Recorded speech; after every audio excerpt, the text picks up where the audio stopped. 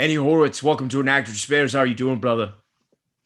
I'm good. Thanks for having me, and thanks for Dude, taking the time on this holiday are you weekend. kidding me? Thank you, man. I mean, I do have to say it's our brother Simon Birch that connected us, and we Yeah, we, we love him, man. And then I had the chance to speak with you before this and just kind of get to know you, dude. And you're a total bro, and I feel like I've fucking known you for years, and you're a goddamn legend. Your resume is insane of all the things you've produced and gotten made. And we were joking like the other day that like your first PA or you were assisting was on The Dark Knight. You know what I mean? Isn't that nuts? yeah. Well, it wasn't a bad start, I will say, in terms of how I got going. But yeah, I listened to the Simon podcast, and I got to say, I've known Simon for God, probably over a decade now, and I learned a shitload about Oh, him was that it I did good? not How know did I do? before.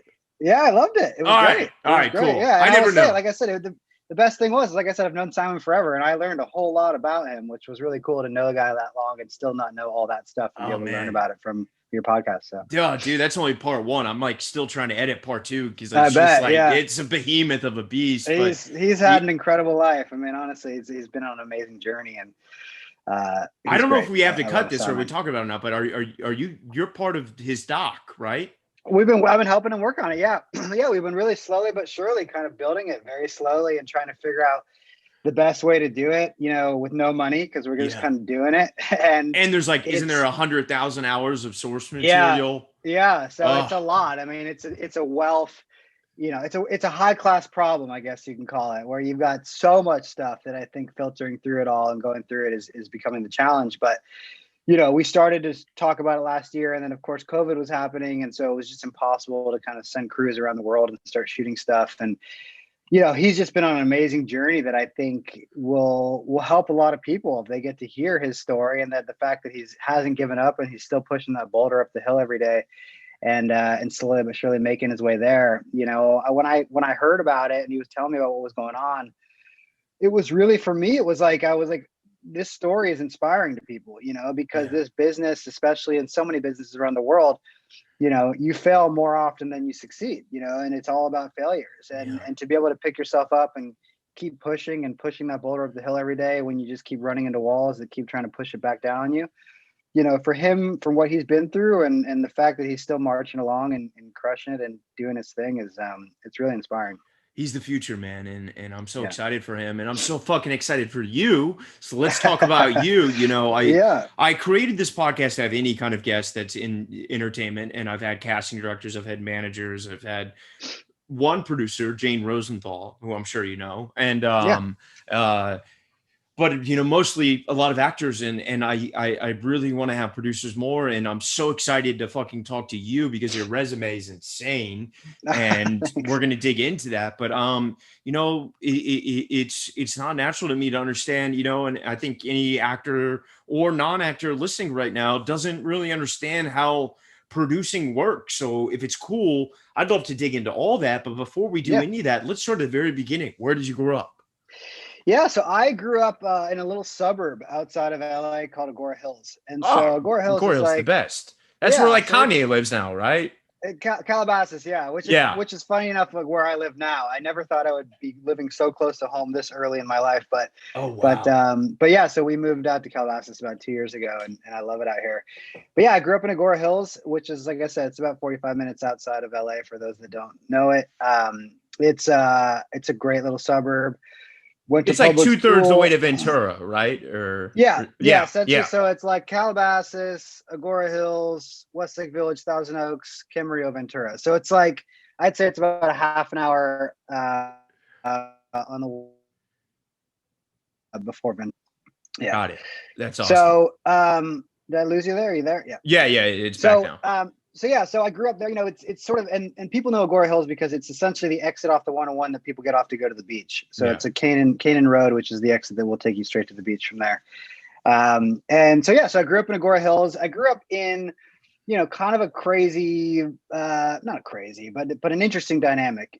I had a dad who was in the entertainment business, and so he was always working in television. So he was a television producer, but more so on the physical production side. So less on the creative side. So he was more of sort of nuts and bolts producer. Like And transportation or no, more of sort of line producing stuff. So oh, okay, getting budgets acquired. Yeah. budget management, managing the physical production of a shoot, and was always on that side of it.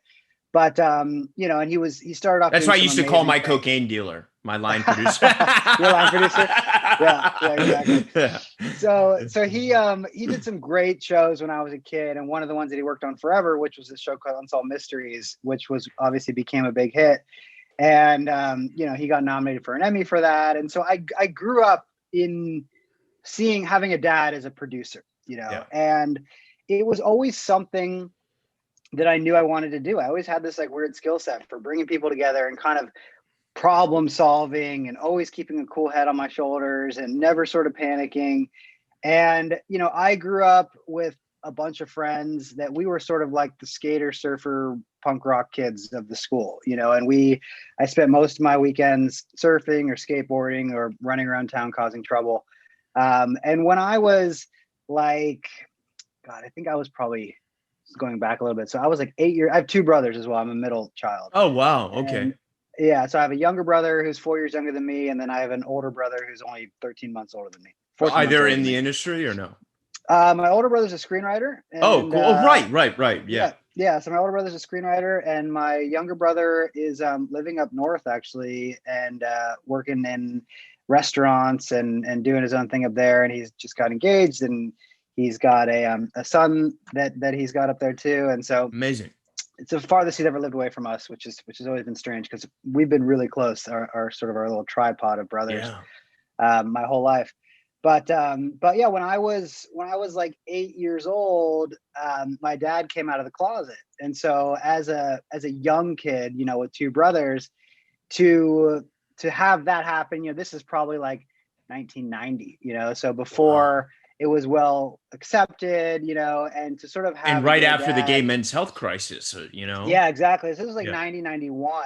And, you know, I will say like my family was the best, you know, my mom and my dad handled it amazingly well.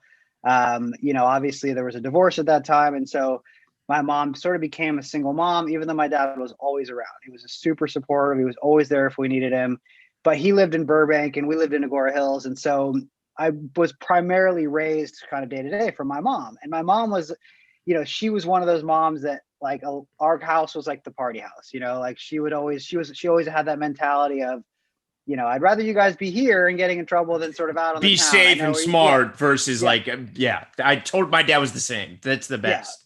Yeah. And she was great. I mean, she was that kind of mom that would drive me to go surf every day when I was a kid. And we were like 12 and 13 years old, and she was driving us down to Hollywood to see punk rock shows at like 13 years old. And this is like right when Blink-182 was coming up, right when they had like Cheshire, you know, right after Cheshire Cat.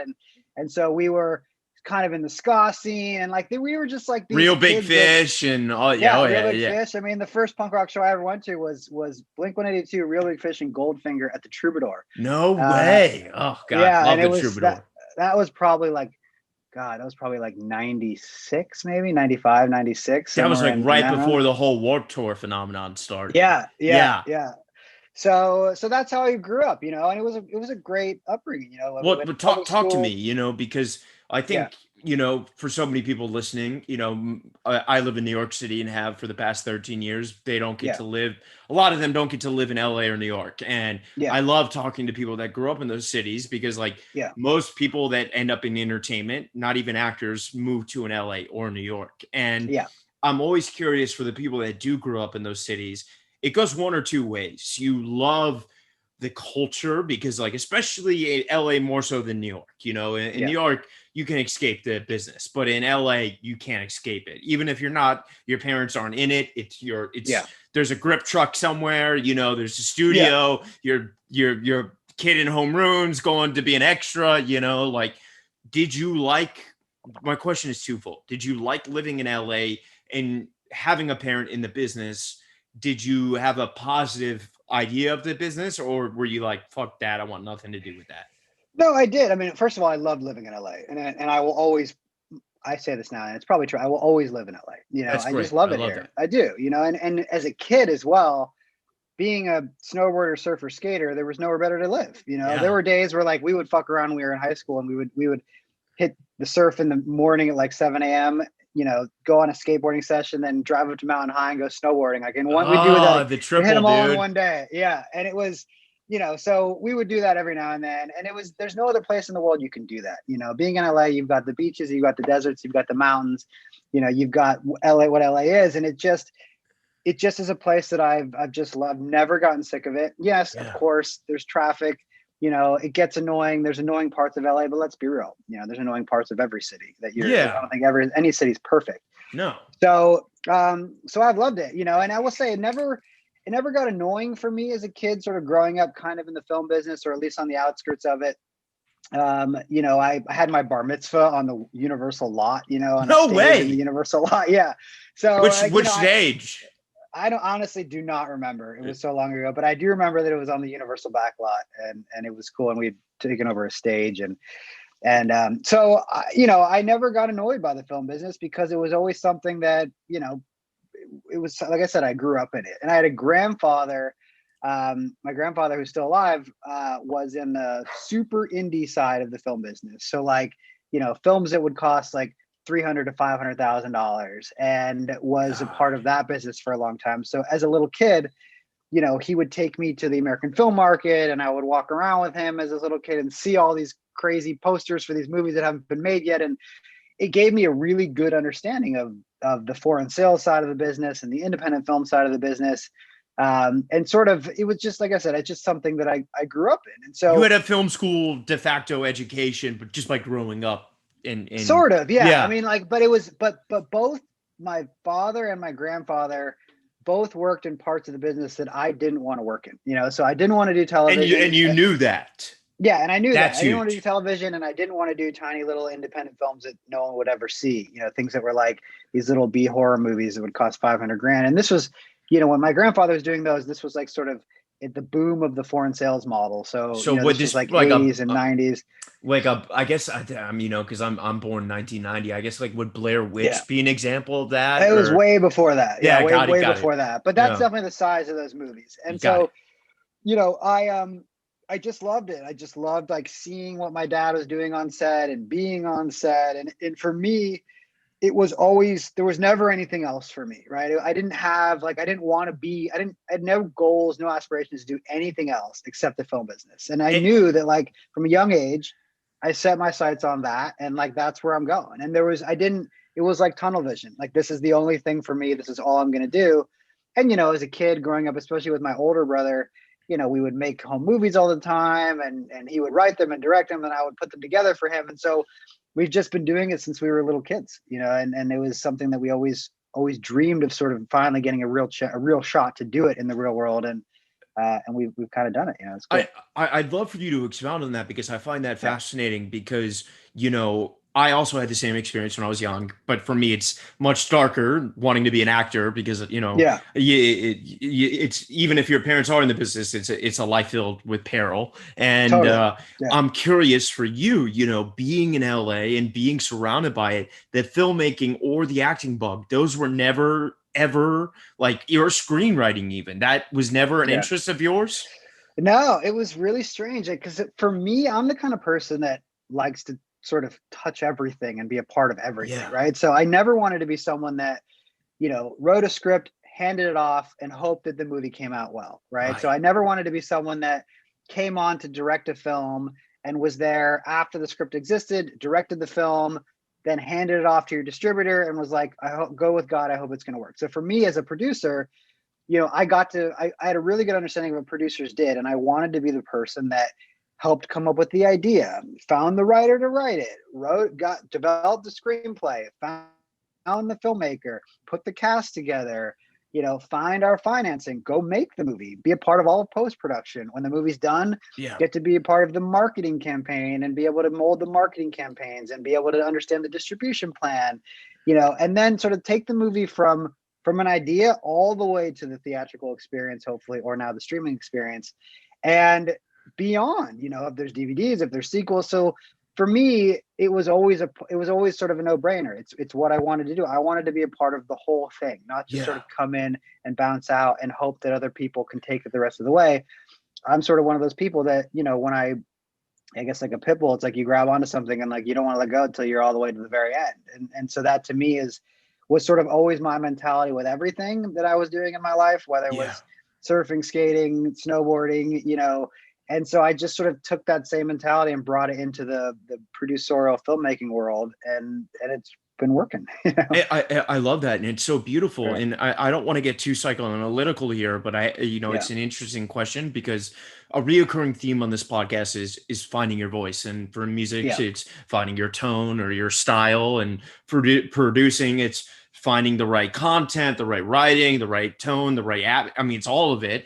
And I'm Yeah. curious for you, because I do see you as an artist. You are, I mean, you if anything, you're, that phantom intersection of art and commerce. You're the one that makes it work and make sure that art is always, the dom. And that's why I love your career and I wanted to talk to you. But I'm, having this beautiful experience, and very brave of your father, literally coming out and finding himself and announcing who he is to the world. Do you think consciously or subconsciously that forced you to kind of find your voice sooner than others might have? I think so. I mean, it definitely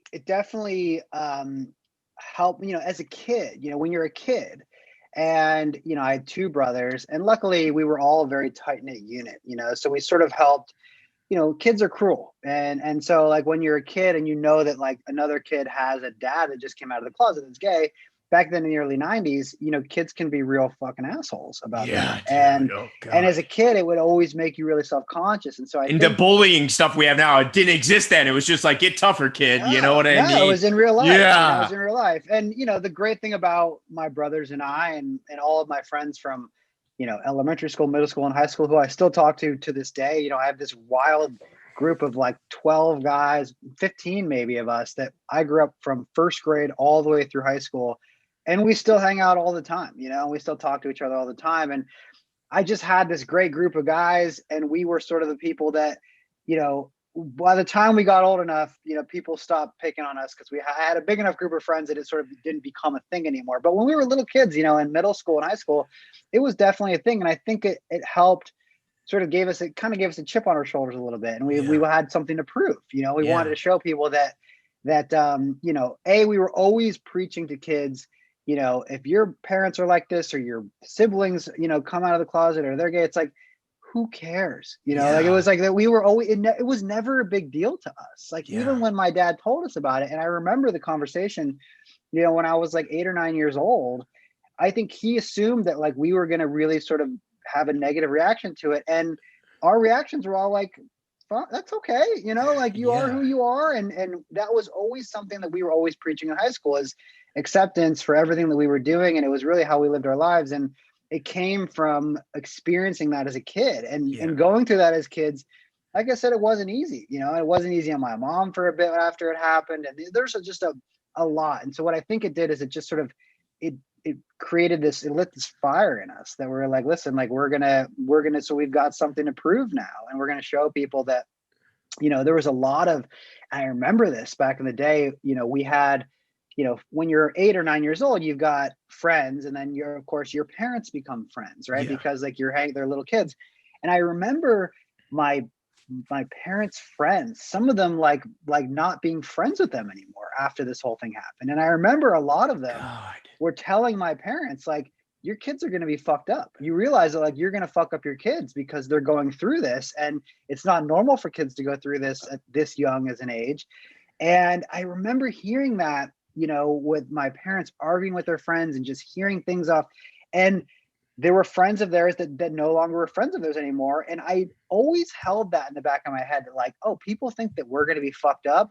We're going to show you that I'm going to show you that's going to be the complete opposite, and my brothers and I have been amazing, and we've all turned into great adults. And a lot of those parents, their kids, where they were raised in a traditional environment, they didn't end up in the greatest places. And I've seen sort of what's happened to a lot of those people. And, Totally. it was a wild upbringing, but I wouldn't trade it in for anything at this point. I think it really made us the people that we are today.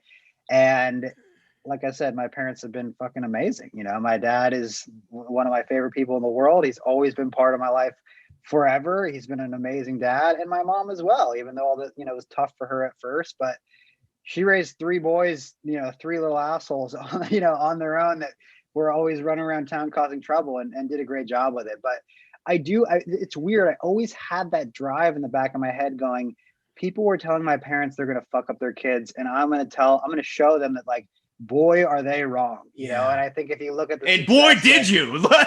yeah. And so, like, it really drove me. It really Is your dad still with us? Oh yeah. Oh, shout out Papa Horwitz, man. You got to give him some love. Yeah, he's amazing. I mean, he runs production on this show called The Talk, which is on CBS. Oh, so yeah, I know The Talk. Yeah. So he's been on that show for, God, I think 5 or 6 years now, at least. And he just got married last year, and so, like, we went to his wedding with his partner, and it was amazing. It's been great to see how great he's been doing. And he survived cancer. He's a cancer survivor. I mean, he's been through a ton in his life as well. And it's just been a great inspiration for all my brothers and I to show us how it's done. So I'm curious then, growing up in Calabasas, I know what are the big arts, like Crossroads? Isn't that a big arts high school? Did you go to one of those, or did you not? No, I went public school. Me too, dude. Nice. Yeah. I love that. Yeah. So I went to Agora High School in Agora Hills, California, which is a public school, and it's a great public school. It was part of the reason why my wife and I moved out to Calabasas 2 years ago. Is because we eventually probably want to have kids soon, and the public schools are fucking great out here. And I know a lot of people that went to private schools, and I never was that person. And I got to be honest, if I ever have kids, I don't really want to raise them that way. Me either, dude. Thank you for saying that. It's called blue collar, but it's a real point of pride for me, Well, especially these days, I think if you grow up, you raise your kids going to private schools that all they know are rich, privileged kids with drivers, and it's just a different, you come out of that situation with a very, very different mindset. And I think, putting your kids through, like I said, the public schools out in the Las Virgenes Unified School District, which is Agora Hills, Calabasas, Westlake, they're great public schools, but they are public schools. And so you get to, like, I want my kids to grow up with, people of all shapes, sizes, colors, demographic, like that's how I want my kids to grow up, because that's how I grew up. And so, I just, that's part of the reason why I moved out here. But yeah, I was a public school grad. I graduated high school in 2002. I love that, man. I'm 2008. Yeah. So, let's paint the landscape here just for the film history, not to get all Tarantino, but, from like the 20s to the 50s where, more developmental films starting from, silence, moving into the talkies, where then, awesome films got made, like The Lost Weekend and Days of Wine and Roses, and the movie star phenomenon starts to happen. And then, a lot of film theorists argue the 70s is, the pinnacle decade of American filmmaking, and the 80s is, Top Gun is starting to be the blockbuster, and that starts changing things, and Days of Thunders and those kind of Mission Impossible movies start to get made. And then in the mid 90s, there's a great book I love for anyone listening who's a fucking nerd like me called Rebels on the Backlot. And, it analyzes Tarantino and Fincher and 3 others that I'm too nervous to even remember right now. But basically the mid 90s to late 90s, indie filmmaking, Sex, Lies, and Videos tape, Reservoir Dogs, and those kind of things. So for you, Andy, just as a human and as a film lover, what was the content you were consuming in high school? And like, where was like your taste making abilities trending towards? I mean, when I was a kid, not a kid, but I guess a young teen, we grew up on movies like Kids, American History, Harmony, man, the best, American History X. I was always obsessed with Point Break. Those are like those are the kind of films. But like, if you talk about the more independent films, those are kind of the movies that I think had the biggest impression on us as young kids. I remember the movie Kids, like, scared the shit out of me, blew my mind. Like, it was just like one of those things that I had never, it was one of those films that we all watched as sort of 13, 14, 15-year-olds and learned a lot from it, like we really did. And I think what to do and what not to do as a young person. But yeah, I mean, I very much grew up in that world. We grew up, I grew up in a world where when Robert Rodriguez was making, El Mariachi and Yeah. and He sort was of one his of the other earlier ones. films. That's right. Yeah. Yeah. Yeah. Yeah, when he was making movies for 25, 30 grand. And so, back then, like that was what my brother and I were always aiming to do. It was like we wanted to just start it, do our own thing and create our own world. And, but it became it was hard to do. Those are hard. It's hard to make movies like that. And you got to remember back then, there was no way for people to see your movies. The internet Yeah. wasn't a thing yet. So, there wasn't like you make a movie and put it on the internet and you can get a bunch of views and get some attention. Back then you make a movie and like, where the fuck do you go with it? You gotta like, there's no It way. was it was festival, and if you got distribution, great. And if you didn't, nobody saw it, pretty much. Yeah, that Right. was Yeah. it. That was Yeah. it. So, those success stories, back in the day, there's this, I don't know if you ever saw Boondock Saints, but like Troy Yeah, I love Duffy, who made Boondock Boondock Saints. Saints. Yeah. I was just So watching those are Willem the, Dafoe's scene on YouTube before it's this. so Yeah. good. Yeah. Yeah. Yeah. It's so good. So, those are always the kinds of things that we wanted to do, but I never knew really how to do it. And so when I graduated high school, my brother, like I said, he's 14 months older than me. So he had graduated 2 years before I did. He went to Santa Barbara City College because he knew he wanted to go to USC, but USC was what, $55,000 a year or something. It was crazy. And so he was More like, than listen, that I'm gonna go now, up to man. Yeah. I know. And so he went up to Santa Barbara City College and got all his general eds done and then transferred to USC and went to USC Film School. And he went that route.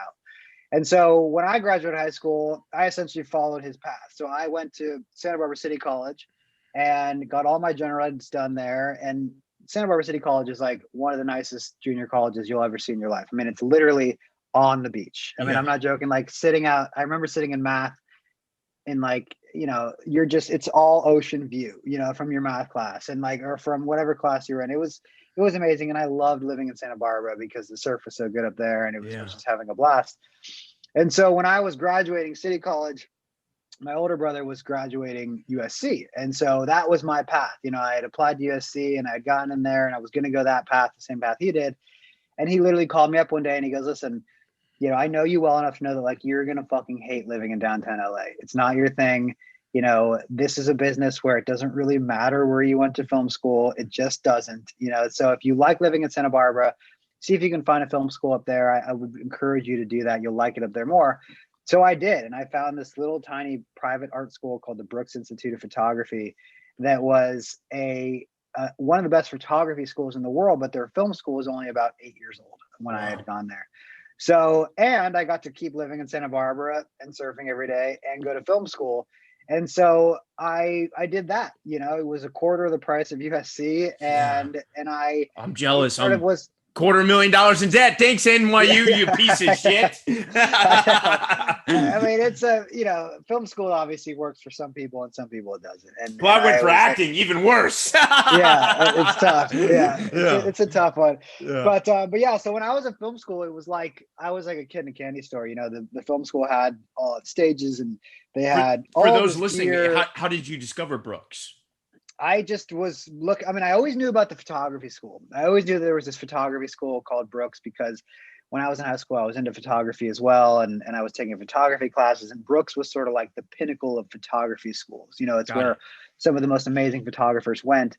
And so I always knew that was in Santa Barbara and it was very close to where I was living. And I just started, I don't know, I can't remember who told me, but someone told me, they have a film school. And I go, really? That's cool. And so, but it was new, and it was the kind of film school that you really only get out of it what you put into it. So you're going to get nothing out of it if you kind of just half-ass it and expect that you're just going to get through it because it was very it was very low emphasis on like general ed classes and they didn't really care too much about that. They knew that everyone wanted to be film schools. And so the great thing and the reason that I loved about it is that I got to take all the classes. So I took directing and editing and cinematography and screenwriting, and because they didn't have a producing class, that wasn't a class they had there. So I got to take all these classes knowing that I was going to be a producer. And I always tell people that you're not going to be a good producer if you don't understand everyone else's jobs as well. Totally. You can't, there's no way that you can be managing a film set, having no clue how to talk the talk and walk the walk with all of your department heads on set. And so it's really sort of where I learned so much of, my terminology and understanding of, especially the camera department in terms of, how lighting works and how cameras work and filters and lenses and all of that kind of stuff was amazing. So what I did when I was in film school was I sort of took, a page out of those guys, those filmmakers that you mentioned's book, when they were making these kinds of movies in the 90s. And I just said, like, I'm going to make as many fucking things as I possibly can because I have all these resources and I don't have to spend money because they have all this gear at the film school. And so I just found like certain people that were writers and directors, and I just produced everyone's movies. And so I was producing everyone's short films. I was making like 6 or 7 short films. You mean everyone at Brooks? Everyone at Brooks, Got yeah. it. So I became sort of like the producer, extraordinaire at Brooks. And so I was like, I had everyone coming to me, and I did 2 thesis films at once. And I will say I had a very inflated sense of who I was as a producer, right? Because at that point you're a film school, so you've got all these people coming to you to produce their movies. Yeah. You're not making any money, right? There's no money to be made on it, but you're just doing it. And one little film that I had produced in film school made it into Sundance, and so I had a Sundance film in film school, and we got to go to Sundance, and that was really cool. And then I graduated film school thinking, fuck, I'm going to be the same person I was in film school. Outside of film school, everyone's going to come to me, want me to. My phone's going to be ringing. Yeah. And boy, was I wrong. Like it was that kind of situation where, I graduated film school and I moved back down to Hollywood, and I had this really shitty apartment with this horrible roommate that I had met on Craigslist. And I was like, sorry to interrupt. How am I going to do this? Did you ever do internships or no? No. So I never did an internship, but what I did do while I was in film school that helped is that on the weekends, I would drive down to LA and I would PA. So I would PA on music videos. Tons of set experience. Tons, yeah. So I had tons of set experience. So I had PA'd on music videos, little independent films, reality TV shows, whoever would hire me for a day, I'd make $80 to $90 a day. And like you had to make money. Yeah. Yeah. Well, that's what I was doing on the weekends. I had a day job when I was in film school as well. And I managed the local video store. And so a Blockbuster no, it was called Salzer's Video, which is still there to this day, which is amazing. It was so rare. It was actually a record store that was very reminiscent of like the movie Empire Records. And so I started working there. And then when they found out I was in film school, they transferred me across the street to the video store. And I became the video store manager for 2 years there. And it was fucking amazing. I mean, I got to watch every single thing. It was like, that was like my critical studies in film degree just by working there, because I just watched everything. And, movies I would have never watched. I was watching movies all day. I was taking movies home, and it was great. I mean, I loved working at the video store. I just did, it was such a cool experience. Yeah. And, the wild thing, and I told my wife, we had an amazing moment a few years ago, because my goal working at the video store was like, one day I'm going to have my movies on this wall, something that I've produced on this wall. And 3 years ago, we were driving up to Santa Barbara, and we stopped at that video store.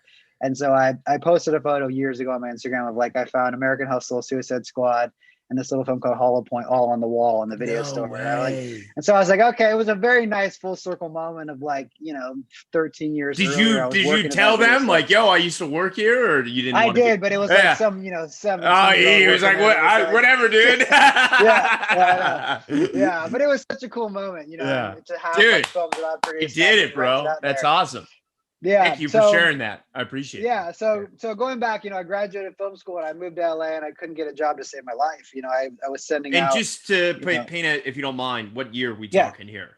So this is 2000. This is the very beginning of 2007. Okay. Yeah. So I pre-Netflix, being a content, maker. Yeah. Right as YouTube's becoming a thing. Yeah, exactly right. So I graduated film school in December of 2006, moved straight down to LA.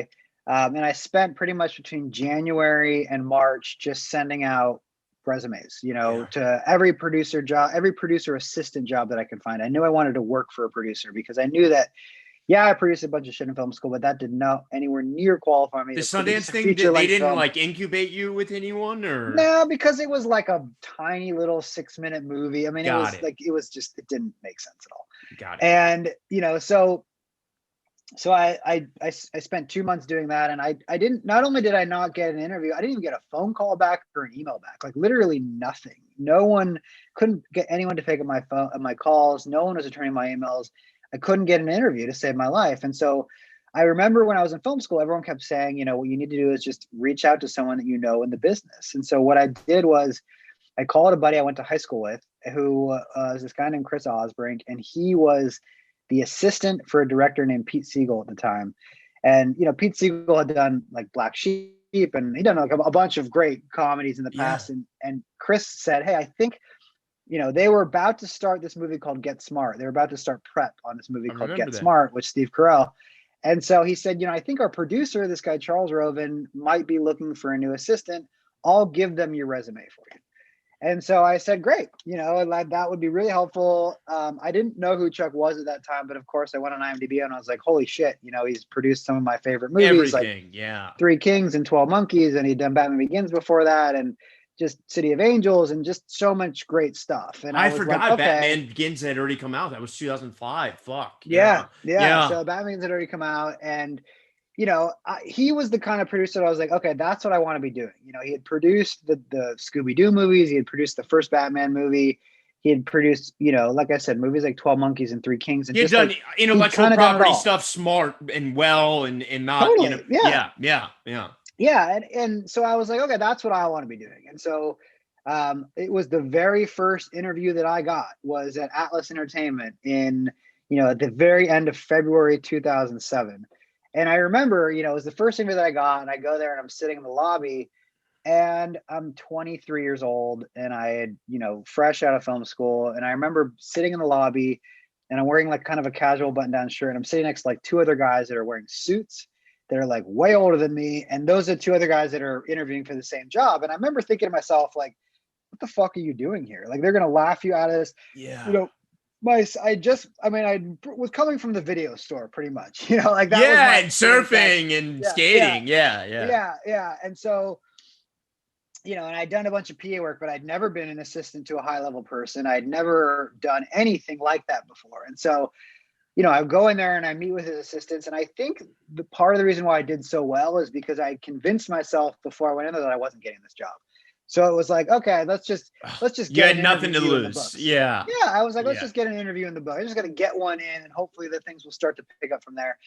And so they started to ask me questions about, my experience level, and they started to ask me, have you done this and have you done that, and have you rolled calls before, and have you ever booked, private planes for people before, and crazy high level travel. And honestly, like, I just fucking lied my face off. And I was like, yeah, I could do that. And I've done that. And I've done this. Yeah, I know how to do that. I had no clue what half of that stuff even meant, but I just said yes to everything. And because I knew that if I said no to one thing, then they're just going to hire someone else that would say yes to that. And I also knew that I was smart enough that, like, if I got the job, I'll figure this shit out. Like I had enough resources.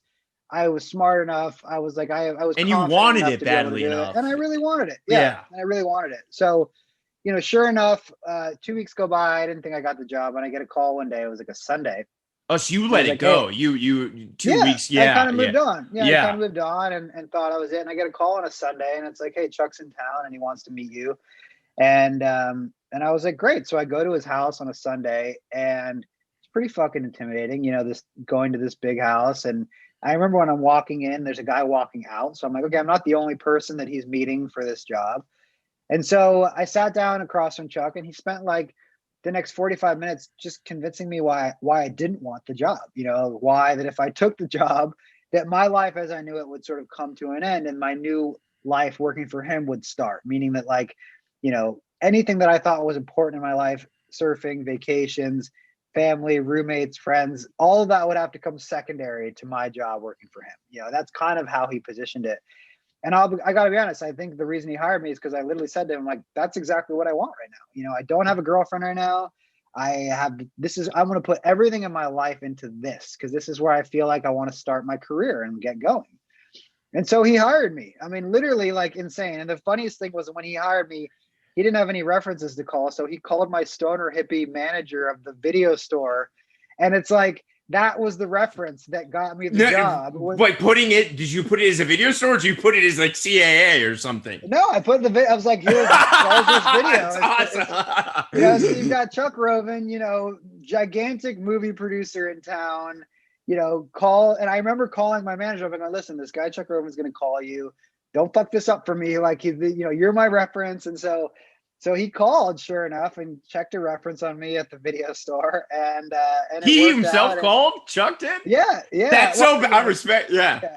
yeah. So, well, he has his assistant call and Got goes, it, "I got Chuck Rogan yeah. for I you." thought so, yeah. Yeah. Yeah. But he talked to her, and it worked out really well, and so I got the job. And so now this is March 5th, Did he ever address 2007. the attire? Like, did that ever come up? Like, wait, No, how did I get it? And no, no, that's awesome. no. I mean, he still loves to tell people to this day that he pulled me out of the video store, and I continue to remind him. I'm like, that was a job while I was going to film school. I did tons of PA stuff before that. I had a lot of that experience. Like, you didn't just pull me out of the video store, but yeah. So I started March of 2007, and I was like shell shocked when I walked in, because I was like, wow, this is, Chuck Roven is one of the few big producers, old school producers left in town that, he's a very big, large, intimidating individual, and more often than yeah. Where was your dad and your uncle? Were they giving you advice at this point, or did they not know because this was out of their realm?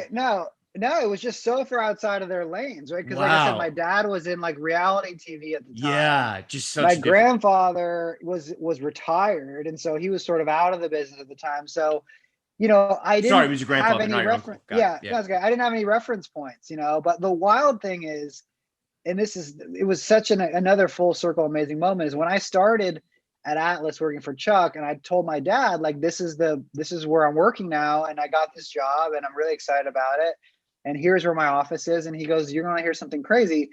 My first job in the business was in that building when my dad was the assistant to Robert Altman. My dad was the assistant to Robert Altman when they were doing the Popeye movie, and Robert Altman's offices were in the building that Atlas is in right now. And so my dad's first job in the business was in the same building that my first job in the business was, just randomly. Wow. And so, it was a crazy moment to learn that. But yeah, so I started working for Chuck, and it was really fucking intense. It was like, this is, again, like, Google was just becoming a thing, so you couldn't really, the internet wasn't what it is What's today, it called? Glassdoor, the website where people leave reviews of like working somewhere. Yeah, I don't know, but we still had like cords connected to our headsets, so we couldn't walk far from the desk. And wow. We filed papers into folders. It was just like, it was an intense, I had 2 phones, so he could always get a hold of me. So I had a BlackBerry at the time, and I had a regular cell phone with different service plans. So,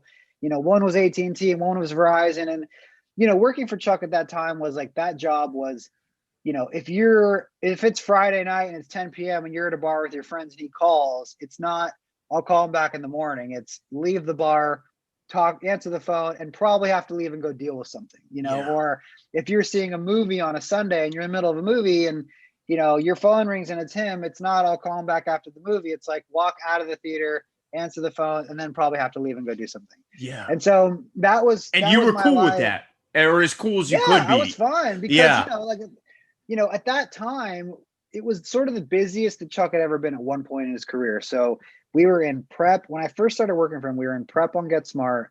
We were in prep on The Dark Knight. And we were in post-production on a movie called The Bank Job. And he was just a lot. And all of these different productions were in different parts of the world. So like The Dark Knight was prepping in Chicago. Get Smart was prepping in LA. And the post-production for The Bank Job was in Australia. And so it was an intense time. And so I'd been there for just about 2 months as the second assistant. And the second assistant, all I really did was sort of file papers and book travel and listen to everything that was going on with the first assistant. Got it. And so the first assistant and Chuck didn't get along very well. And so it was like from 8 o'clock in the morning until 8 o'clock at night every day, it was like screaming and yelling. And it was just a very intense environment. And I always had very thick skin, so it never really bothered me. But Chuck was the kind of guy that, and he still sort of is in a sense where, if you mess up, he will he'll make sure that you fucked up. He will never call you names. He will never throw things at you. He's not one of those guys at all. But he's an intense individual, and he raises his voice more often than not. And he's a big, imposing man. And so as a little 23-year-old kid, sort of seeing that being aimed at my first assistant all the time, I never really wanted to be in that chair. It was always sort of like the hot seat. And I was always sort of safe in my little corner of like booking travel. And, and at that time too, you know, and I don't know if all the people listening to the podcast know this, but when you're an assistant for someone in Hollywood, you listen to every phone call, right? So Yeah. you're on all the calls. And so this was now becoming my grad school. This was me listening to Chuck produce movies all day, every day on how to talk to people and what to say and problem solving at the highest level. So at like the Dark Knight level at this time. And so Yeah. it was a wild experience just to be sitting in the front row of this, you know, to be like, wow, this is my grad school and I'm getting paid. And I was making $500 a week before taxes at the time, you know, and so I was making just enough money to like be able to have this shitty apartment with this weird roommate, Yeah. and everything was going well. And after I was there for about 3 months, my first assistant got fired. And so it was like, it wasn't the kind of firing that's like, let's figure out a transition. It's like, I want you to like get up and leave right now. And so I remember being like very scared and intimidated. And I remember Chuck looking at me going, I hope you've been paying attention because you're taking over tomorrow.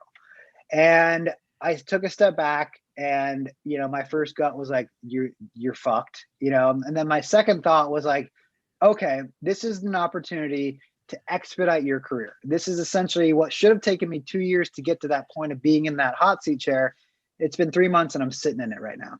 And so what I did was, you know, I just sort of decided I'm going to do this and I'm going to put everything in my life to it. And I literally worked, you know, I was there from 8 o'clock in the morning until 10 o'clock at night every day. I ate breakfast, lunch, and dinner on that desk for 2 years straight, you know, and didn't leave. And I ran his whole operation from LA. So while he was all around the world, whether he was in London or he was in Australia or he was in Chicago, I was sort of always on his hours. And so I was like in LA, you know, doing stuff for him at 2:30 in the morning in LA, and then getting up early and being in the office by 8 a.m. to answer the phones. And those. So, you know, he was like, listen, I don't have time to hire you a second assistant. So for the first time in his career, he only had one assistant, and it was just me. So I was like the epicenter of his whole universe at that point. And I was sort of the gatekeeper to everything he had going on, both in his personal life and in his professional life.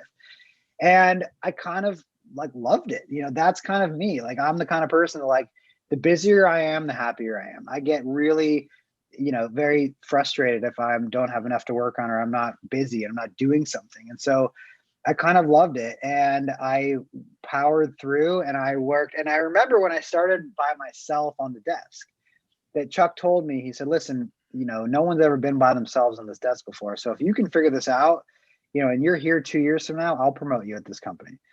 And So so you were I getting had, some semblance of feedback, because like oh yeah, I would be like, fuck, am I doing yeah, it? Am I okay? You know what I mean? I'd just yeah. be popping Xanax, you know, like fuck. I mean, Yeah. everyone asks me like, how did you make it through? And I go, smoking weed. You know, honestly, that got Yeah. me through it. Like, to be able to go home and smoke weed every night and like relax and calm down was probably half of the reason why I was able to get through it.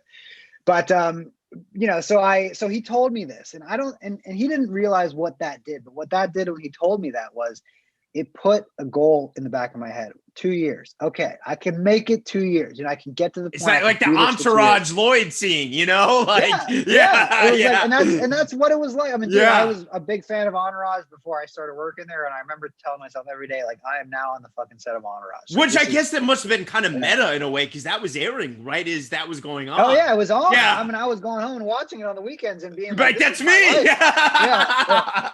Yeah. Yeah, and so, you know, it was, so I powered through. We got through all of production of The Dark Knight, which was one of the most amazing experiences ever to be a part of that movie, and Like, to we be can't that. gloss over. Did you, because you Yeah, said you were on Chuck's schedule in LA and running his operation, yeah. did you get the call to go to Chicago for that? I only spent a little bit of time there, so I didn't be Got it. able. I wasn't on set the whole time there, but I got to be able to a part of it. But what was really I amazing mean, for just to me was, spend 5 seconds would be cool, you know? but I got to watch the dailies every day. And so watching the dailies every day and being a part of seeing what Heath was doing in real time, and being able to watch makeup tests and camera tests, and just being, because I got to see all that stuff. Maybe I wasn't there, but Wow. I mean, back then they were putting it all on DVDs, which is insane So to think you about today. knew They would never do before that in a that, million because years. like at the time, everyone was like the guy from fucking A Knight's Tale. You know what I Oh mean? no, Like, I knew. I mean, yeah, I knew. And you know, Heath was just the coolest fucking guy ever. And him and I, like, I just related to him a lot because he was you know, being a skater kid, like he was a yeah, skater, and like he always Australia, like, dude, he yeah. was just a cool fucking guy. Like, he was just a nice, cool guy. And I got to read the script and watch him prep. I got to see all that. So I knew what was coming. And I remember when we released the casting news that he was going to be the Joker. And I remember being on Chuck's desk. Backlash, right? Dude, we were getting hate mail. I mean, people were saying like, how dare you cast a gay cowboy to play the Joker? You're going to ruin the Joker forever. And I remember thinking like, is this how it is? Like people read announcements and then they come to these conclusions based on without even knowing what the fuck we're doing. Same thing happened with Daniel Craig and Bond, right? Yeah. And I was just so taken aback at that point because I'd never experienced anything like that before. But I knew that like, boy, we're gonna blow everyone's fucking brains out when they see this movie and they see what he's doing and what we're doing on this movie. And so going through the experience on that movie was amazing, and it really taught me so much just in terms of how to manage a brand, to be able to watch Chuck, because what people don't realize, like when you produce these DC films that we work on and these big event films, producing the movie is really only half the job of the producer. The other 50% comes into play when you're managing the consumer products and the toys and the rides and all of the ancillary shit that comes with these, because as producers, our goal is to protect the movie at all costs. That's the most important thing to us.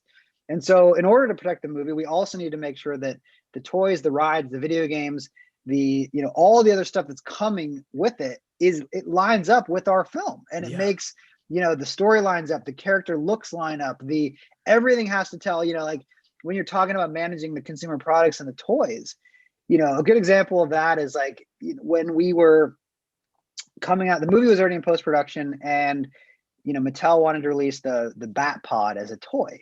And the Batmobile as a toy, the new Batmobile that we had created for the Dark Knight.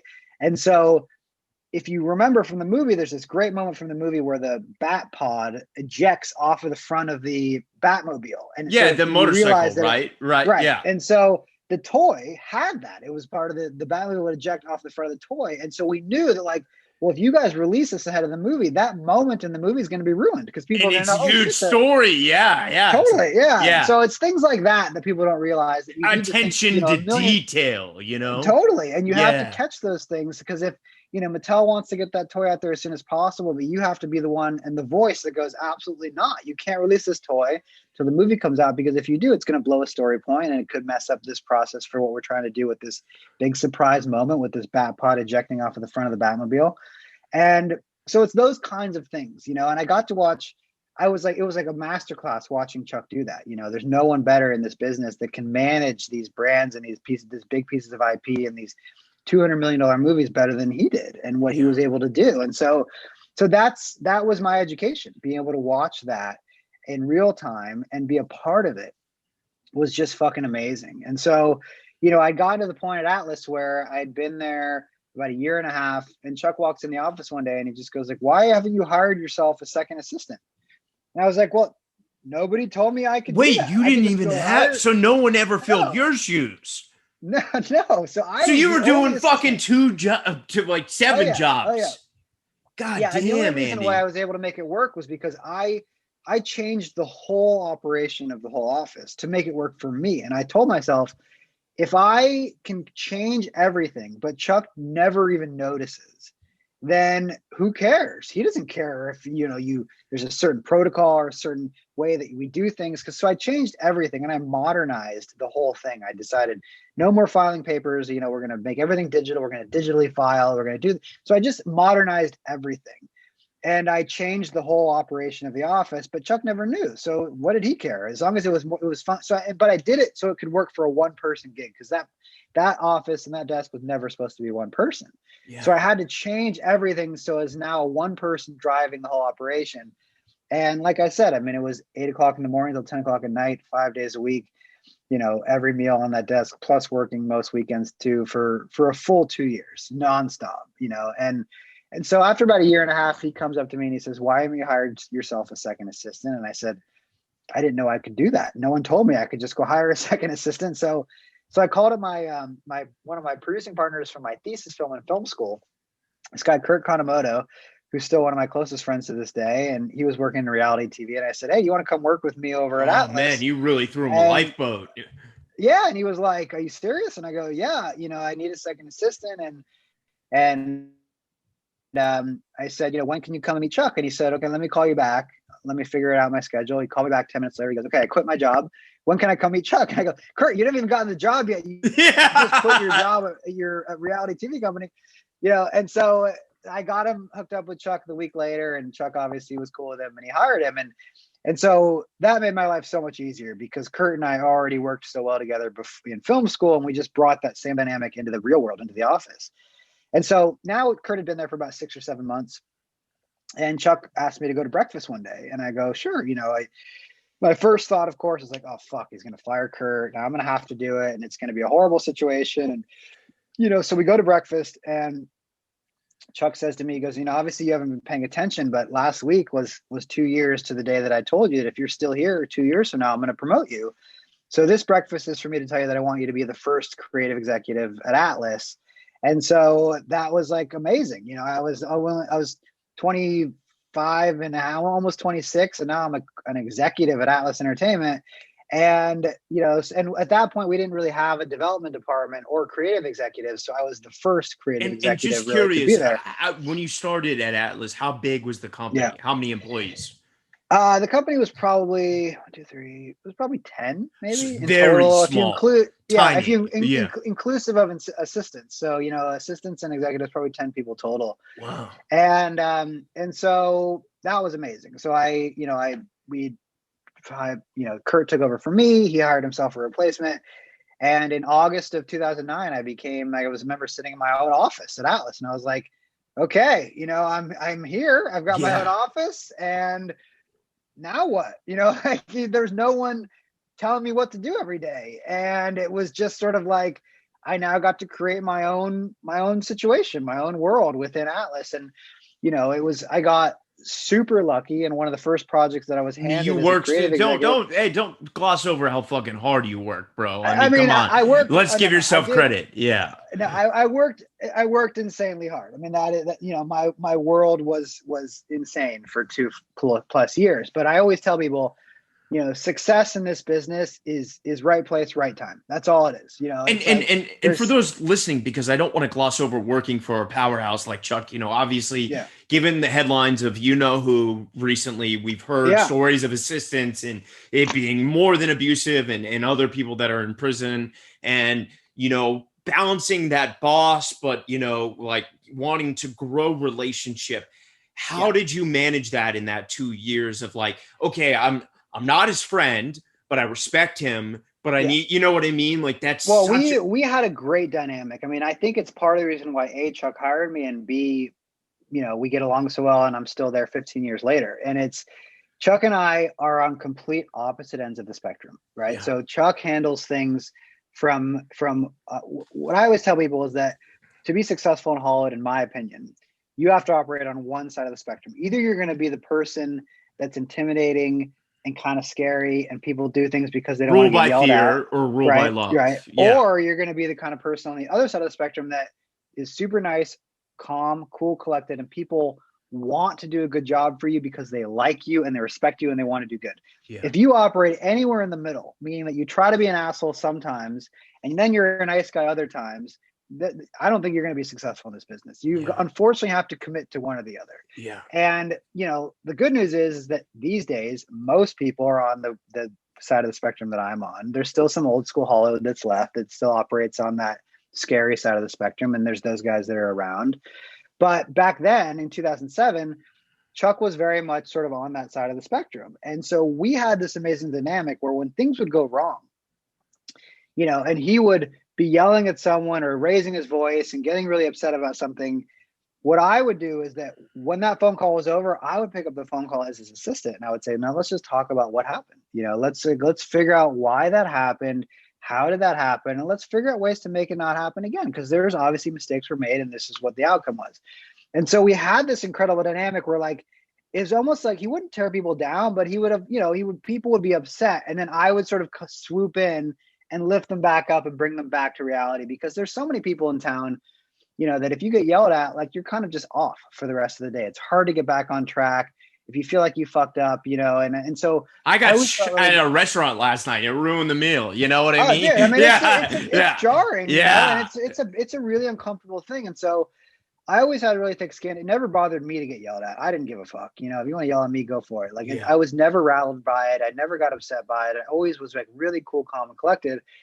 And that's part of what Chuck needed in his life. You know, he needed a guy like me that was like the cool-headed, calm person that never raised his voice, that was always, you know, would never panic, would always problem solve, even when things are burning down around you. Like, that was always me. And so I had realized that really early on that Chuck needed a guy like that. And I was the perfect guy to be that guy. And I still am that guy for him. You know, 15 years later, we still have a very, very similar dynamic.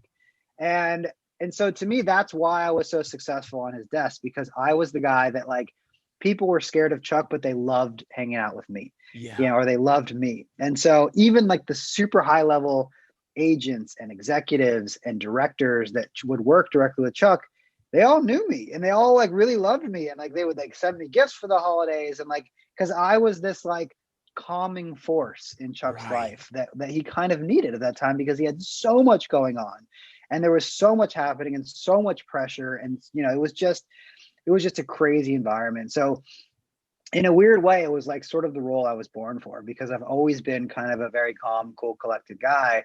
And it was the type of role that would everyone on paper would have gone, Andy will never survive there because he's way too chilled out to be in that environment. And it But ended in up being the very actuality, thing that saved yeah, you. but in actuality, it was the perfect place for me, because that environment needed someone just like me, you know. And I filled a great niche for what that was. So when I was saying I got lucky, is that I got lucky in a sense that when I became a creative executive, the first project that was handed to me when it was just an idea was, at that time, it was called American Bullshit, but turned into what was called American Hustle.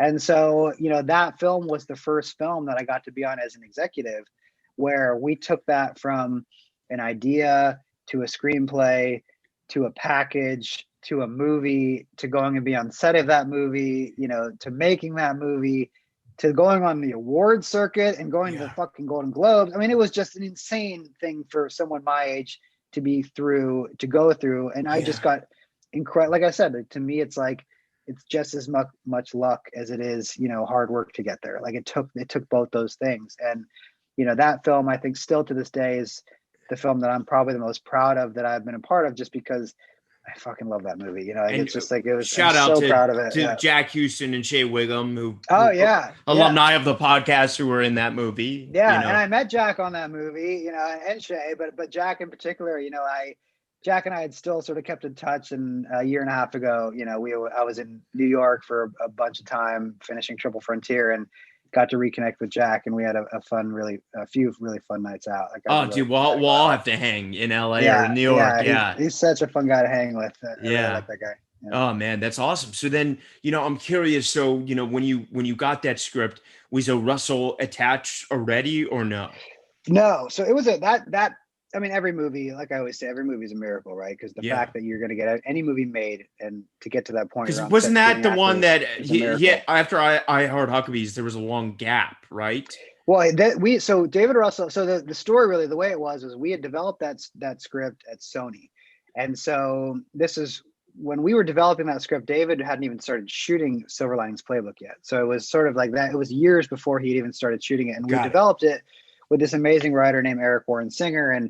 And this was in the beginning of the story. So we had produced a film that Eric wrote called The International. Tom Tickfor directed it and Clive Owen starred in it. And the movie was great. I liked the movie a lot. And the studio liked it a lot too. They thought there was going to be a sequel. The movie didn't perform very well. So they used that deal in place for Eric to hire him for something else. And Eric decided that he wanted to write this movie about the ab scam scandal.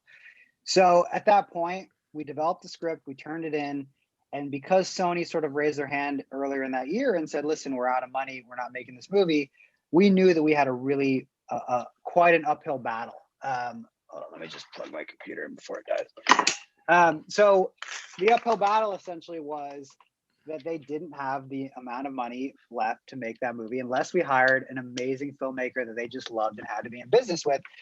So cut to 6 months later, we had attached Ben Affleck. Ben Affleck was going to direct that movie. Wow. And so we were starting to develop it with Ben and redevelop the script with him. And right as Eric was about to start writing the script, Ben Affleck got a call about this movie called Argo, and Oh, went off and did that Argo. movie. Yeah. Yeah. So, and obviously it worked out really well for him, and he made the right decision. So, he went off and made Argo, and then the project just kind of sat. We just sat in this like Stuck in purgatory development. for Yeah. for like 2 years. And after about 2 years, David Russell, who Chuck had known previously because Chuck produced Three Kings for him, had come to us. He showed us Silver Linings Playbook early. I flipped out when I saw Silver Linings. I'm like, that movie is amazing, and it Yeah. just crushed me in the best possible ways. And so David said, I want to do this movie. And we're like, great. So we go back to Sony and we say, like, we've got David Russell, let's go do the movie. And Sony was like, nah, I don't think that's going to do it for us. They hadn't seen Silver Linings yet. So what we asked them to do is we said, okay, give us the project back. Let us take the project out of the studio. Let us try to put a cast together. We'll find a financier, and we'll come back to you for maybe distribution later on if it makes sense. And so that's what we did. So we took the project out of Sony, and we went, and Megan Ellison, who had just started Annapurna at the time, was like, I want to finance this movie. We did foreign sales. We put our cast together. The cast, of course, was who it was, and it was an amazing cast. And so we got to the place where, like, here we are. We've got our movie.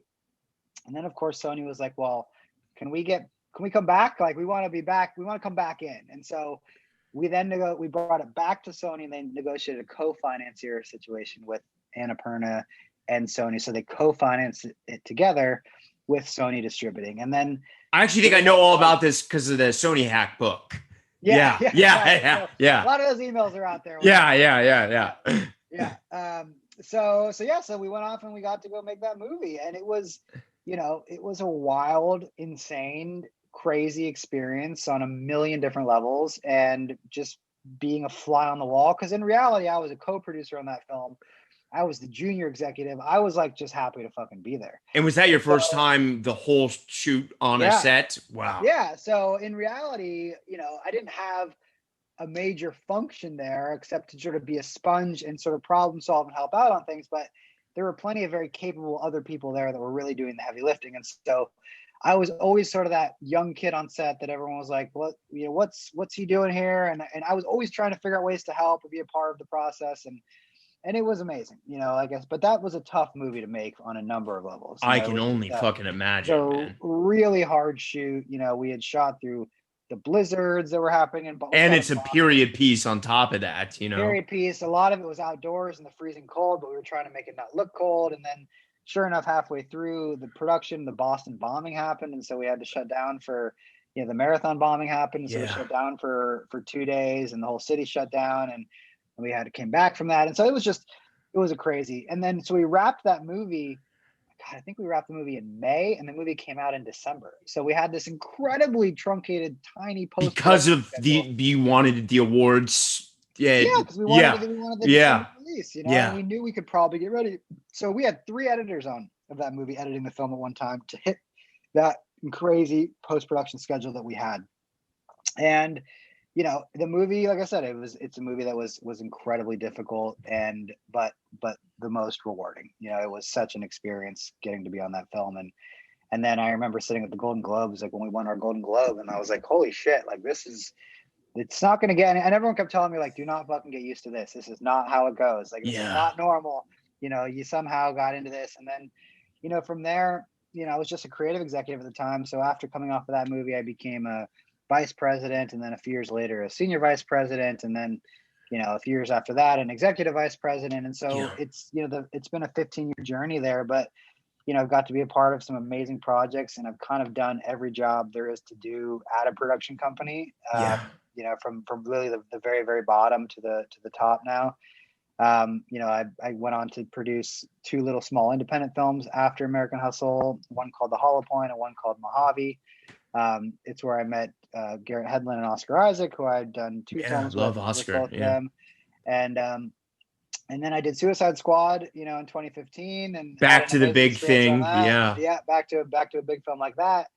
And then was it weird going from one Joker to another? Was that weird for you? It was wild. I gotta say, I was a huge Batman fan as a kid. So all of a sudden, I'm on Suicide Squad, and we're working with Jared on his Joker performance, and I had been through the Heath experience, and I'm like, how fucking lucky am I? Like, Yeah, I've now made 2 movies with in less than different 10 Jokers. years too, right? Yeah. And 2 different Batmans too. I mean, it was Christian Bale, and then Ben Affleck being Batman. When I did he was on the Suicide Squad for a little bit too. So it was a crazy experience on Suicide Squad. Was definitely the most fun I've ever had making a movie. I mean, that one was like the camaraderie there, the cast, everyone just was like lovely and the best. And David, great filmmaker, It was an amazing, and I learned so much from it, and then finally, in 2018, got to be the senior lead producer on what we call a tentpole film, which is this film called Triple Frontier. Love Triple.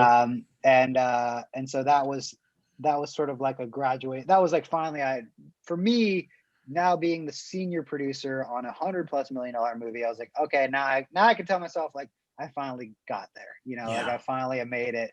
And I could write a book about the making of Triple Frontier. I mean, that one was also a very, very difficult one, but another film I'm very proud of. How are you for time? Because I'm good. Okay. I'm good. Okay, cool. Because like I don't know if you want to do part 1, part 2, or we keep going. No, you tell me.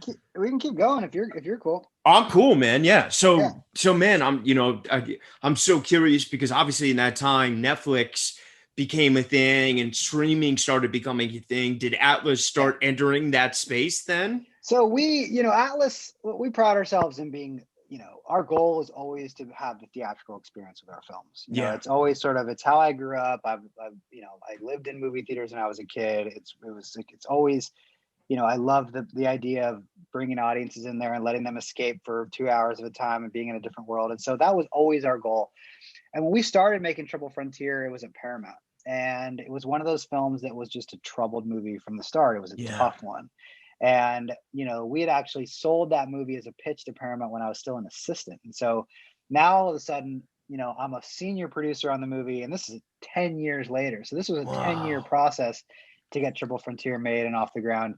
I mean, these movies take forever. I mean, American Hustle took us 8 years to get it made from the time we sold it till we made it, and Triple Frontier was 10.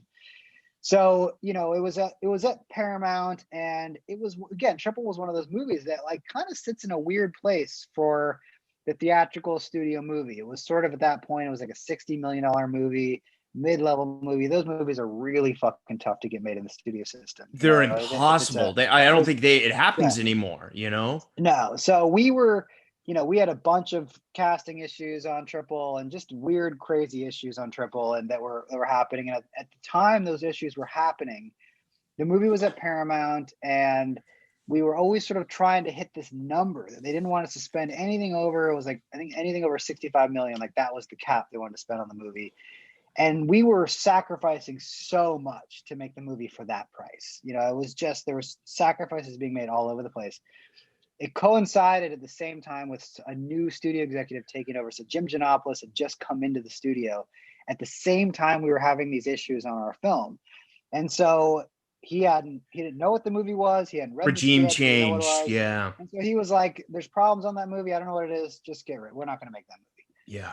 So we now had this situation where we had a movie that we really believed in. We had a filmmaker that we really liked. And it also coincided, like I say, right time, right place. It coincided with Scott Stuber taking over as the head of Netflix. And so it was I remember the email that we got from Scott when it was announced that Triple Frontier was going down at Paramount. Scott still had his universal email address, and he hadn't even had his office yet at Netflix. Wow. And he reached out to us and goes, hey, I love this package. I love this movie. I'd love to make this movie with you guys. And so thus started our Netflix experience. And at that point, we were the biggest Netflix movie they had ever made. We were now, because obviously Netflix, being the incredible partners that they are, essentially came to us and they said, just tell us what you need to make the movie the right way. And we always wanted to make that movie the old school way, which is what we did. We wanted, real stunts and real cars, and we didn't want to shoot the whole fucking thing on green screen. And we wanted to, and every location is real. And we spent, out of 70 days shooting that movie, we only had 3 days on a stage, which was the interior of the helicopter. But everything else was, when we were outside, we were really outside in the mud and the swamps of Hawaii and the crazy situations there. When we're freezing our asses off in the movie up in the mountains, we were up in the Sierra Nevadas up in Mammoth, freezing our asses off. the whole opening sequence of the movie, we were actually in a little town called La Isla, about an hour outside of Bogota in Colombia, where we shot that whole thing. So we really went to all those places. We really shot the movie in those real scenarios. And if we were going to do it a different way, we would have been on a fucking stage with a green screen, and it just wouldn't have felt the same, you know? Yeah. So we loved it. And Netflix gave us the opportunity to make the movie the right way. And they gave us all the resources and tools that we needed to do it.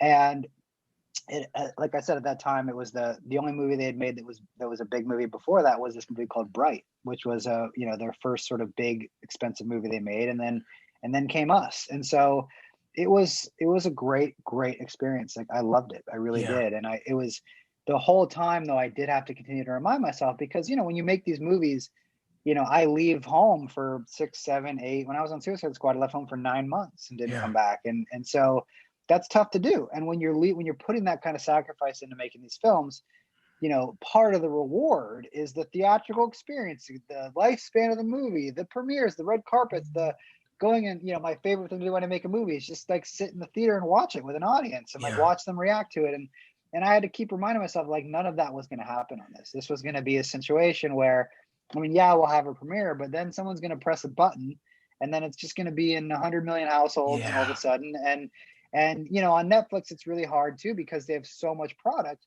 that, like, you're kind of the flavor of the week. It's really hard to not be anything more than that. We got lucky back then. This was in 2019 we released the movie, so they didn't have as much stuff, so we had a really nice lifespan on that. But now on Netflix, movie comes out, it's people talk about it for 2 or 3 days, and then it's buried underneath thousands of other movies, and that's kind of it. You have a very, very short pop on a lot of those films that Netflix is releasing. And so that was a little bit bitter pill to swallow to get used to. But at the end of the day, that's the business. Like, that's where the business is going. And it was something that I knew. I'm like, okay, this is a thing. I'm going to have to get used to this, because Adapt or die.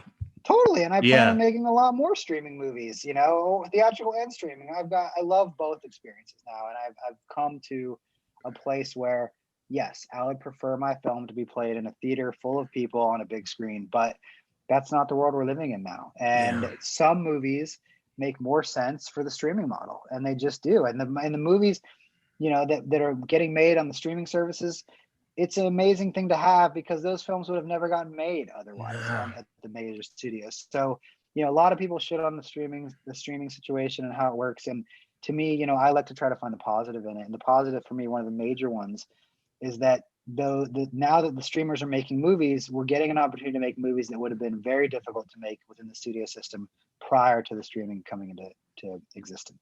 And you and I spoke before about this, and I hope we can speak. The middle class movie, so to speak. The above 5 and about to 60.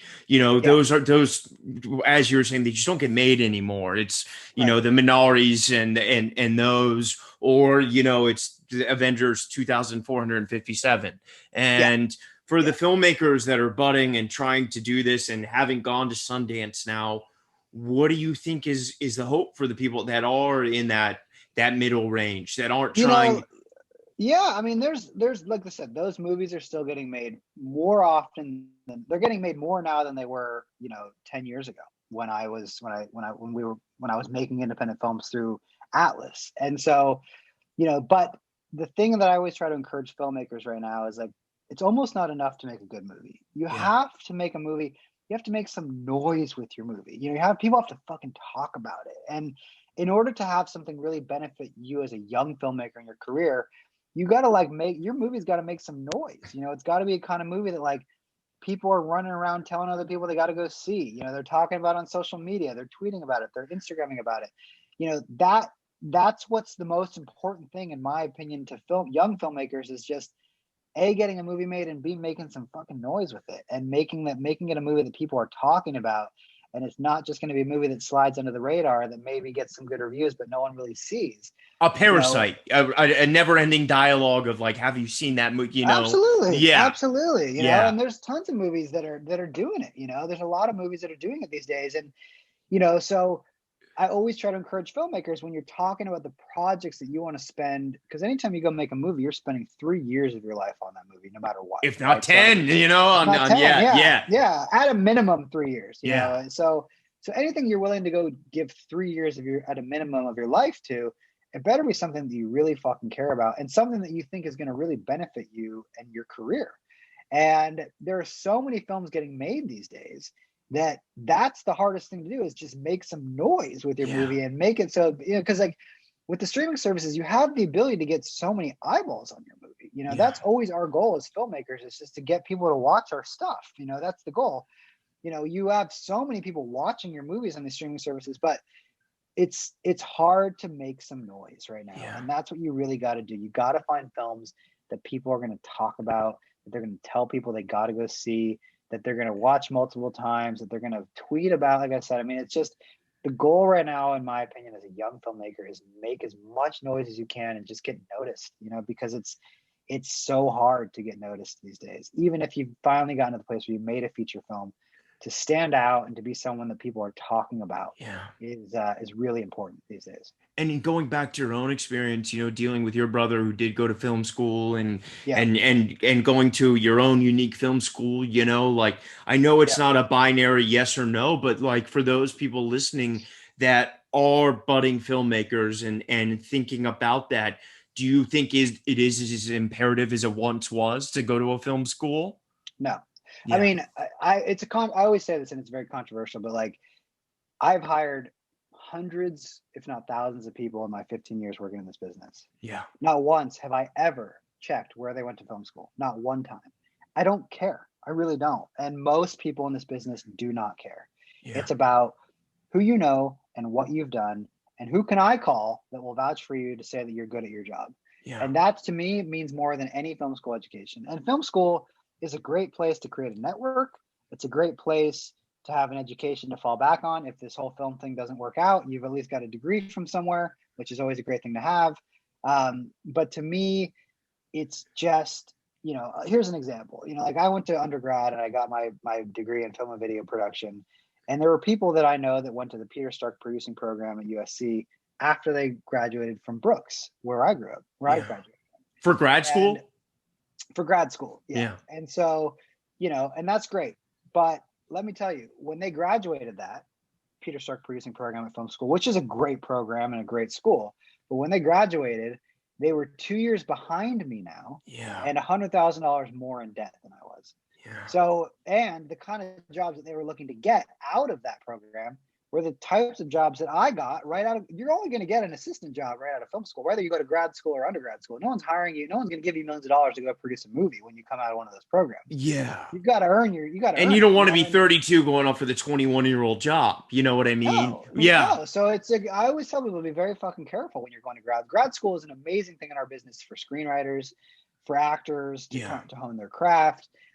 There are parts of our business that I do think it makes a whole lot of sense for producing and for directing and for anything else in our business outside of writing and acting.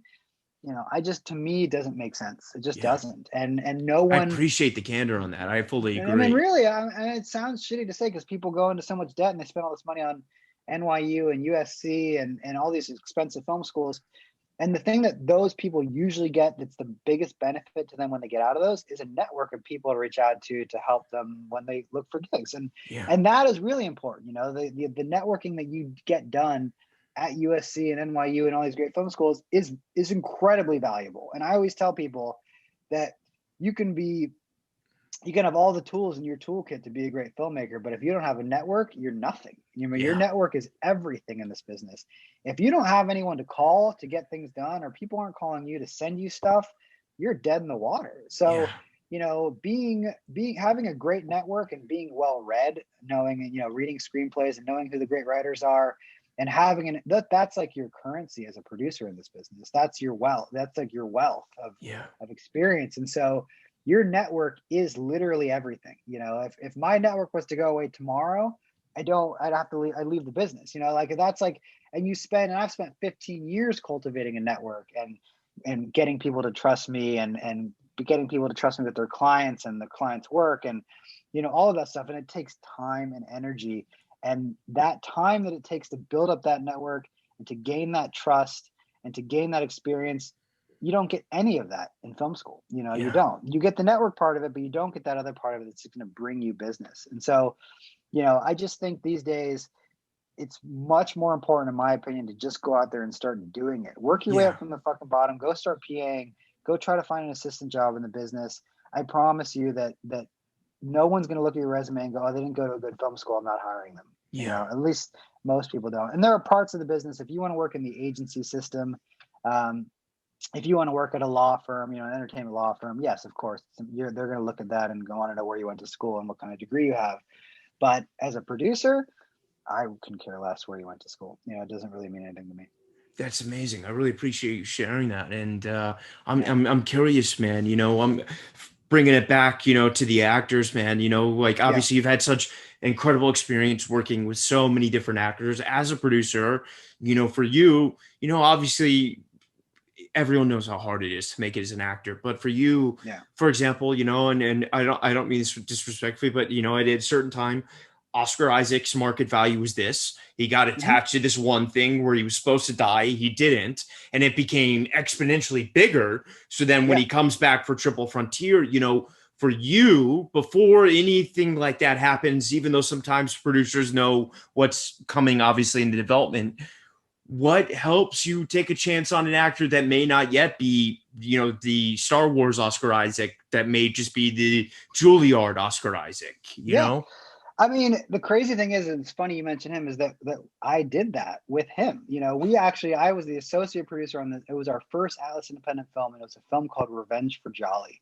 And we made the movie for $1 million, and it Wow. starred Oscar Isaac. And before anyone knew who Oscar Isaac was, it was literally this movie. I'm a big dog person, and I work in dog rescue, and it's part of why I love the movie. It's essentially, it was funny. We made this movie years before John Wick, but it's a very similar plot where it's about a guy who he pisses off the wrong group of people and they kill his dog. And so him and his goofy friend go on this revenge mission to go figure out who killed their dog and get revenge. And so it's called Revenge for Jolly, and it's starring this guy Brian Petzos, who wrote the movie, and Oscar Isaac, and they're the two that were following throughout the movie. So it's this fucking goofy ass movie that we made for $1 million in New York, probably in like 2010, maybe Wow. 2011. I can't remember. And so that was like, Oscar had done a few little things before that, but no one knew who he was. But I remember he just was like, everyone kept going like, you got to hire this guy. You got to hire this guy. He's so fucking talented.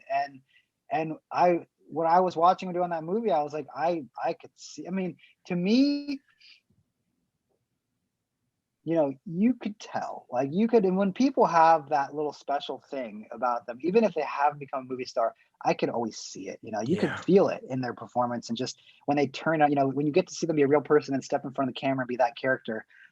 Watching actors do that, to me, is like, you can really sort of see the skill level and how they are as a real person and how they are in front of camera, because of course you got to be able to turn it on and turn it off. And Yeah. I just have always had so much respect for actors and actresses, because it's so fucking hard, Yeah. and I don't think people realize how hard it is. And I think it's not just hard to get the opportunity, it's hard mentally. And I notice it as a producer when we're casting our films, and you have these people that are putting themselves on tape all the time and doing auditions, and it's to sit there in an audition next to six other people that look just like you, that have the same hair color as you, Yeah. that are your age, and to know that they're my competition and to not get the role over and over, it's damaging on your mental health, right? I mean, Yeah. it's the most. That's why I always tell people, like, it's trying to become an actor is not the most physically exhausting, but it's definitely the most mentally exhausting Oh part of our God. business. Yeah. And I know you go through it. I know so many other people go through it, and I want to tell all the actors and actors out there, like, as a producer, I know it, and I notice it, and I try so hard to be kind to those people, because I know how hard that process is. It's unfucking comfortable. It's not Yeah. a fun process.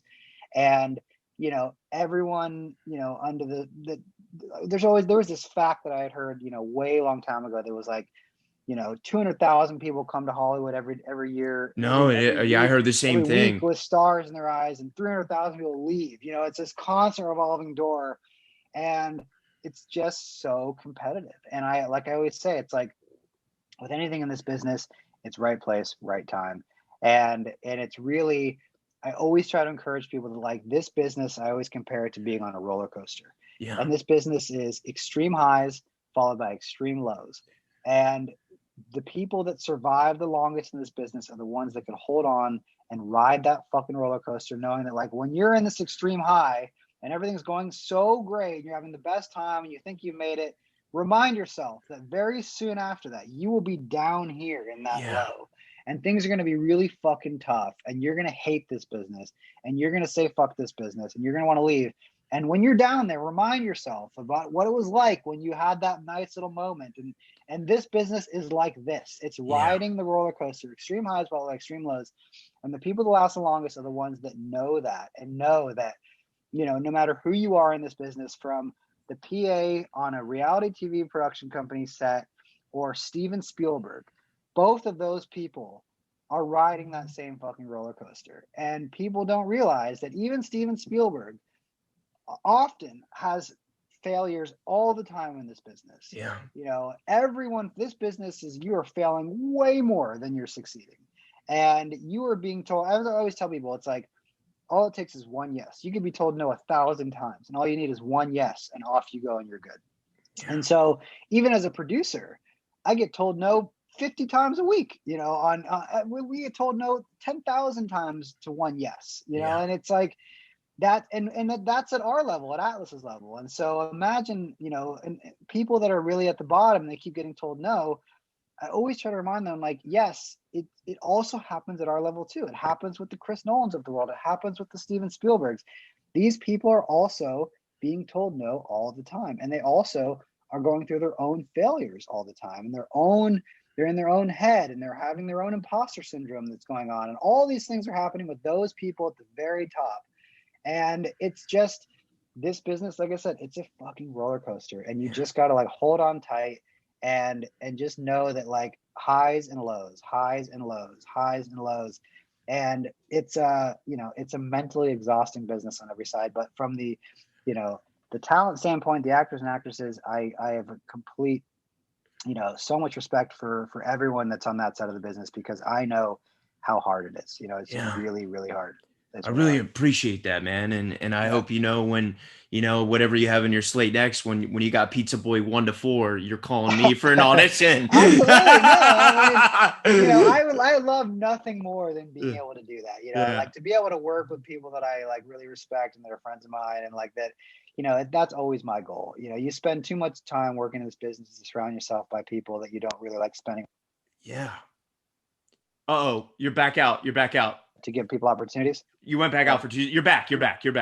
What? Yeah. I was saying, you know, to be able to give people opportunities is one of my favorite things to do in this business, honestly. To be able to say, like, to be able to find talent and people that are really talented, that deserve a shot, they just haven't been given it. You know, one of my favorite things that I get to do, because I've been in this business for so long, is sometimes I get to give those people those experiences and those opportunities. And it truly is one of my favorite things to be able to do. I fucking love it. You know, it makes me feel so good. And to be able to, you know, this is the kind of business where I always treat everyone as I will be working alongside them, or maybe even for them one day, right? Because you never know. You know, I treat my interns so well because maybe they're going to be an agent representing someone that I want to work on a movie with one day. And so, you know, you just never know. You just never know. And, you know, part of it comes from a place where I go, hey, maybe I'll need a favor from this person one day, you know, and maybe they'll want to pay it forward. So you just never know. You never know. So I love giving people those kind of opportunities. And it just is, you know, to be able to break new talent is like, boy, is that something you don't get to do very often. But when it happens, it's very, very rewarding. And it means so much to me, and having you on, man. And I'm so glad Simon connected us. I feel like you're my brother. And dude, I could go for 2 more hours. So I mean this with every word. Please come back, dude. Yeah, you know, I mean, anytime I'm around. So time and you know, let me know if you want to have a follow-up chat about it. I would love to have a follow-up. So let's count that in the books. This is part 1 with Andy. What you know, final question. What, you know, everything's been amazing, and you answered a lot of things that I would ask at the final. So what can you announce that is coming up for you guys? One thing I'm really excited about was I made a podcast last year, which was I made a true crime podcast, actually. That was, what was it called? It was called Chameleon Hollywood Con Queen. And it was about this scam that was happening in our business. There was a person that was calling themselves the Hollywood Con Queen. And a friend of mine got wrapped up in the scam about 2018. And so I sort of took it upon myself because he had just entered the business and he had lost a bunch of money and he got completely fucked. And so I sort of took it upon myself to kind of try to get down to the bottom of it as his friend who's in the business. And so we spent some time trying to figure it out. We then got busy. And then, you know, in another insane full circle moment, but I had found out 2 years later that the same con artist that fucked him over in 2017 was now pretending to be me and trying to fuck other people over. And so I decided at that point that I had to do something about this. And so I went and I was a huge fan of this podcast called The Clearing that was out a few years ago. And so this journalist that created that, this guy named Josh Dean, I reached out to him and I was like, hey, I've got an idea for a true crime podcast. There's no ending to the story right now. I don't know where it's going to go, but this is what's been going on. And I just sort of unloaded this whole story on him. And he looked at me and he goes, yeah, this is a fucking podcast. And so we spent last year making it. And throughout the course of making the podcast, you know, spoiler alert if you're going to listen to the podcast, but we ended up catching the con artist ourselves while making the podcast. So we outed him and we released his name and identity, and sure enough 6 days later we got an arrest in the UK. So we ended up putting a stop to the Hollywood con queen, you know, once and for all. And the podcast became a huge hit. I mean, we were number 2 on the top Apple charts for 8 days last year, and we sat in the top 25 on Apple for probably over 2 months. And so, you know, of course, lo and behold, you know, being in Hollywood, I had a bunch of people reaching out saying this would make a great television series as well. And so we are in the middle of negotiations with a big streaming service to make the scripted version of the television show. So it's been a crazy 3-year journey on that project for me, but one of the most rewarding, just because I got to sort of play armchair detective and catch a bad guy and then now go make a show about it.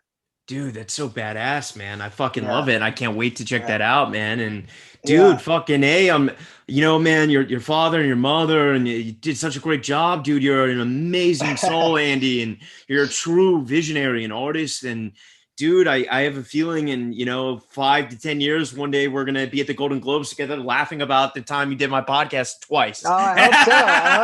I really hope so. I always tell people, I'm just getting started, I'm nowhere near where I'm dude, I can tell to where I want to get to. So, dude, I got a lot of things on the horizon. You're a Titan, and it means so much to me that you came on and shared your journey. And I know for everyone listening, it means the world too. And I thank you for your service, and thank you for all you do, and thank you for getting stories getting made. And dude, to be continued. Oh, likewise, buddy. I mean, thank you for what you do too. I've been listening to your podcast too for the past few weeks, as I was gearing up for this, and the conversations you have with people are amazing. So you're crushing on this thing too, and I'll do what I can to help support your podcast too and get the word out there. And I'm excited for part 2. We'll figure it out soon. Dude, all my love, brother. Enjoy 4th of July. Buddy. All right, man. Yeah, have a good weekend. I'll talk to you soon. All right, dude. Much love. Bye, buddy. Peace.